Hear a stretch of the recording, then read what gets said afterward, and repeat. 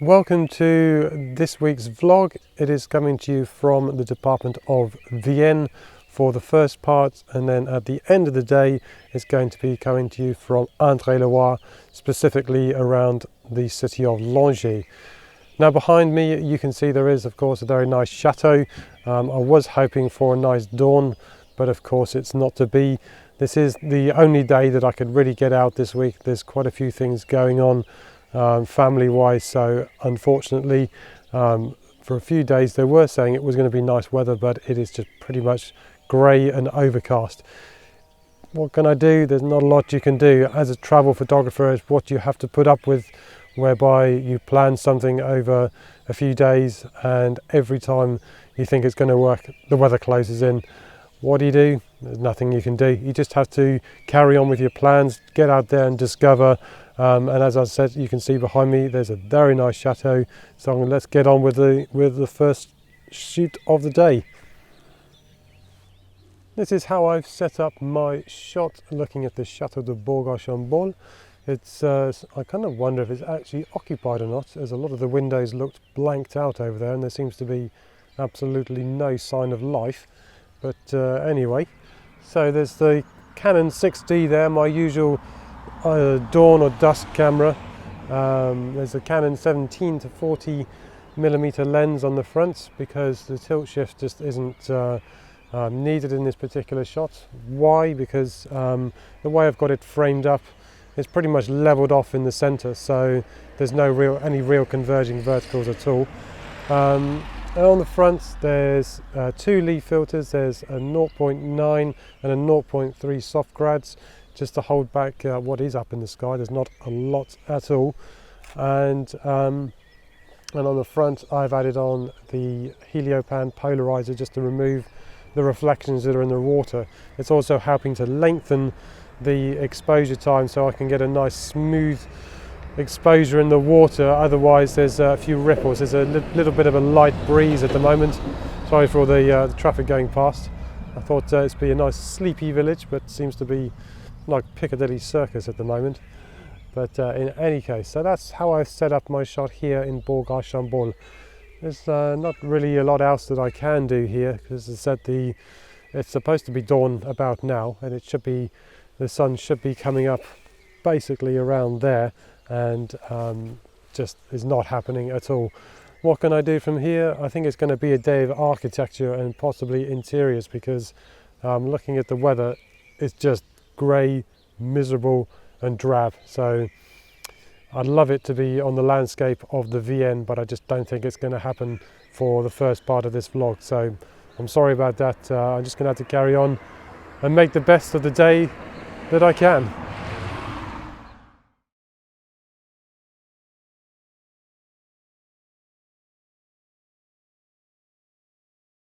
I'm on my way to a place called Saba, which is known for its huge abbey, which is a UNESCO World Heritage Site. And on the way there, I decided to ignore the sat-nav and took a little bit of a, let's say a little bit of a country road. And just out the corner of my eye, I saw this avenue of trees. It was very much a fleeting glimpse. So I quickly turned the car around and came back here. Now, I know it's not the best light, and it would be nice with a lot of side lights going on here, but there's not much that I can do about that. But it's at times what you need to do as a travel photographer. You need to just ignore what your GPS says and just take the road unknown and see what it is that might be there, because sometimes you come across little gems like this, and it is a little gem, because I can imagine with the side lighting there, certainly in autumn, with a lot more leaves on the tree here as well in spring, it could actually look quite nice down there. So I'm going to bank this for a future date and come back later in the year back here in the Vienne.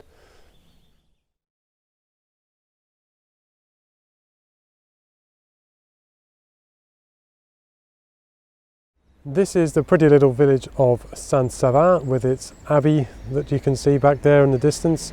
There's a nice little bridge there as well, 13th century bridge, which is helping to bring everything together nicely in the scene.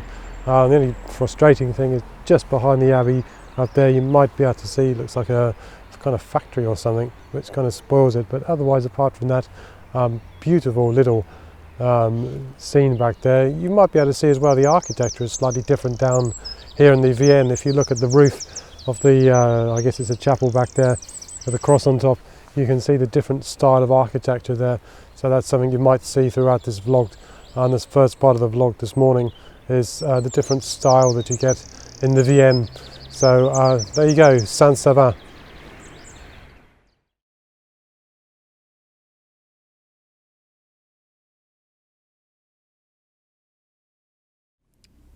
I've come inside the Abbey at Saint-Saba, and I've asked at the information desk and they've given me permission to film inside here, which is great.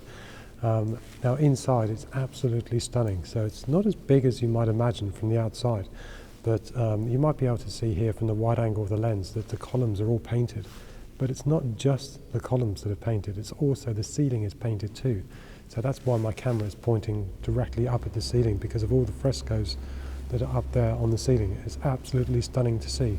So I'm just going to come away from this camera here and turn the camera so it's pointing up, so you can see what it is that I'm actually looking at up there, because it's absolutely stunning. As you saw, my camera was pointed up to the ceiling, and here is why it was pointed up to the ceiling. There's absolutely beautiful frescoes that are up there. You don't have to be religious or in any way inclined in that way to come in here and to appreciate the work that has gone into this. It's absolutely stunning building, this stunning architecture that's here. I'm just going to see if I can walk along so you can get a rough idea of what it is that interests me in this building, that is absolutely stunning. It is an amazing sight to see.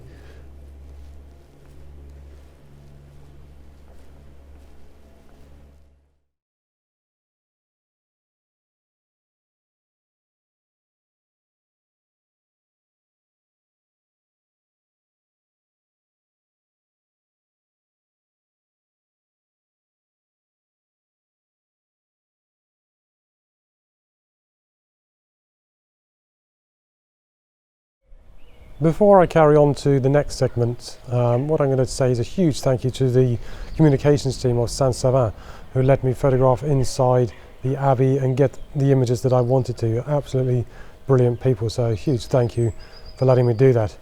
Now, where am I at the moment? I'm in a village called Shalini, which is famous for having various chateaux on top of a hill. Apparently it's quite unique in Europe. So this is somewhere that was on my list of things to do today, just to come and have a look.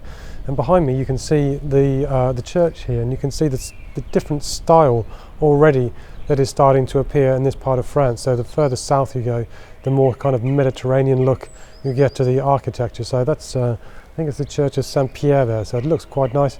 Inside it's again painted like Saint-Saba, so I'm just going to go inside and get a couple of images looking down the nave, just to get that painted nave. But there you go, I thought I'd just show you the different style of architecture that you do get in this part of France. I've come back to the avenue of trees that I found first thing this morning when I was ignoring my GPS on the way to Saint-Saba. As you can see, the sun is illuminating the avenue of trees. It is exactly what I wanted this morning. I also now have a good idea of what sort of time of day to get here. So at the moment it's about 3:30. The sun is nicely side lighting that avenue of trees down there, which is great. And also the owner has just driven up past me and said if I want to go down and see him another time and just sort of have a chat and photograph around his place, that I'm quite welcome to do that. I mean, it's just amazing. So that's one of the also benefits of being able to speak French, that I do get to be able to converse with the locals and get things like that, and like Saint-Saba earlier on today. So there you go, that lovely avenue of trees with the yellow flowers. The only thing that frustrates me is there's no leaves on the trees, but that's just being very, very picky. From here I'm driving back up to the Loire Valley. I've got about a 2-hour drive or so. I've got a stop or so for about half an hour before I get to go back out again. Where am I going? I'm going to Gartempe, and then from there I'm going to Langeais to do the chateau as it lights up at night, or I'm hoping to. That's going to be the end of my day. I've got to get there. I'm hoping the weather's going to be okay. My wife has just phoned me just for a quick chat, and she was saying the weather's closing in up there, so hopefully that's just a brief intermittent weather system that's passing through there. So, but I'll find out in a couple of hours time when I get back up to the Loire Valley. So until then, I'll see you on the next bit.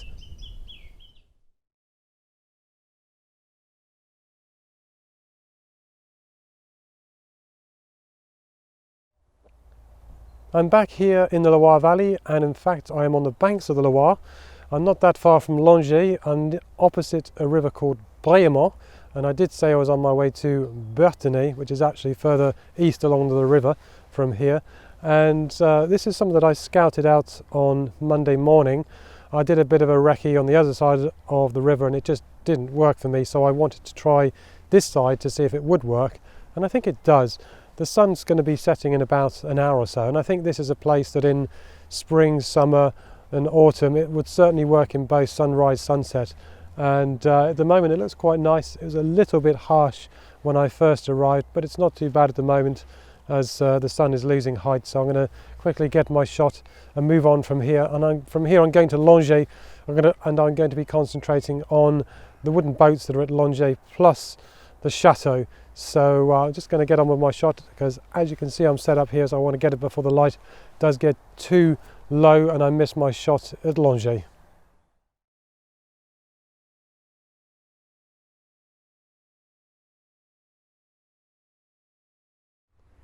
As explained in the last sequence, I said I was coming down to the banks of the Loire again, and this time at Langeais. And as you can see just behind me here, there's a sunken boat which provides nice foreground interest for the suspension bridge back there. Now I have actually got the image that I wanted, so I've calculated after I've been here about half a dozen times over the last week or so that I needed to be here a good hour or so to get the setting sun, which is over there, on this boat. So although it's in shadow at the moment, I have actually got my shot. What have I done? I'll just explain. This is how I've set up the shots of the sunken boats on the banks of the Loire at Langeais. On the front of my Canon 60 there's the 24mm tilt shift lens with a Lee filters, 0.6 soft grad and a heliopan polarizer to bring in the blue of the sky. It does look very nice and saturated. I'm sure when I get it back home and look at it on my Mac, it should be really nice when I process it. Other things to say, basically composition wise, what I've done is I've used a diagonal. Just turn back live view, turn it back on.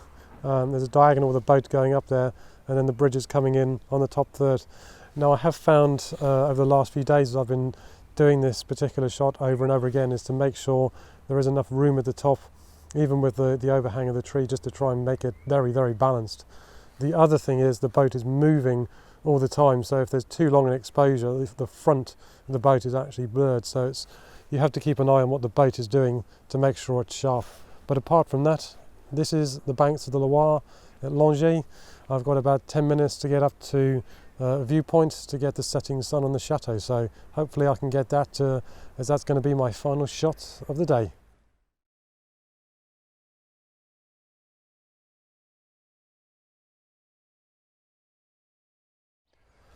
After a mad dash up from the banks of the Loire, I made it to the viewpoint overlooking the city of Langeais and of course the chateau, which you can see behind me there. Now I have missed a lot of the sun that's hitting the chateau itself, but actually I don't mind that. And the reason is because a lot of the time when you shoot these Loire Valley chateaus, when you get the sunlight hitting that white stone, it can actually be quite overwhelming for the camera, and you just have to end up doing loads of image blending just to get all the detail back. So I'm not too worried that I've missed the sun hitting the chateau down there. But this is how I'm set up here. It's somewhere that I found a few weeks ago, and you would have seen a vlog where I failed to get what I really wanted because it just started raining.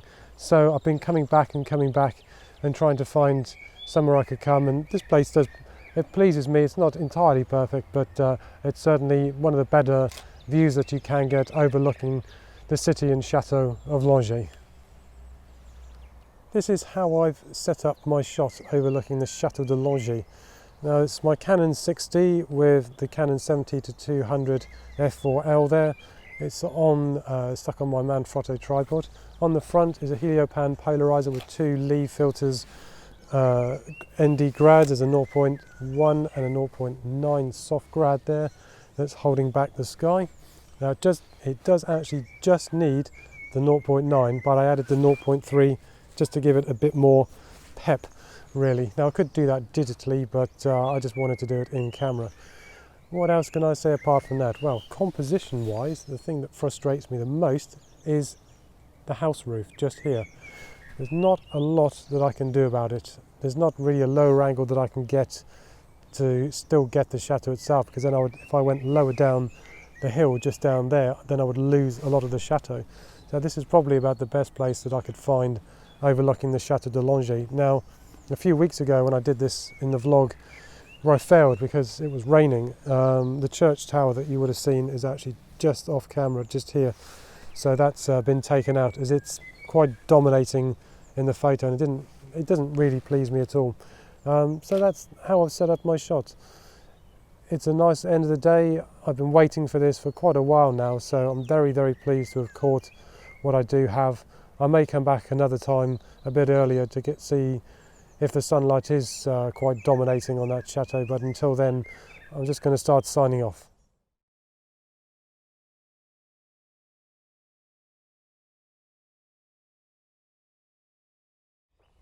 As the sun sets here in the Loire Valley, I want to say a huge thank you to all of those of you that have subscribed over the last week or so, all of you that have subscribed since the beginning as well. A huge thank you to those of you that keep watching and commenting. It's very, very appreciated. Now, what's going to be happening next week? Will there be a vlog? That's a question that I don't really know. There may be, there may not be.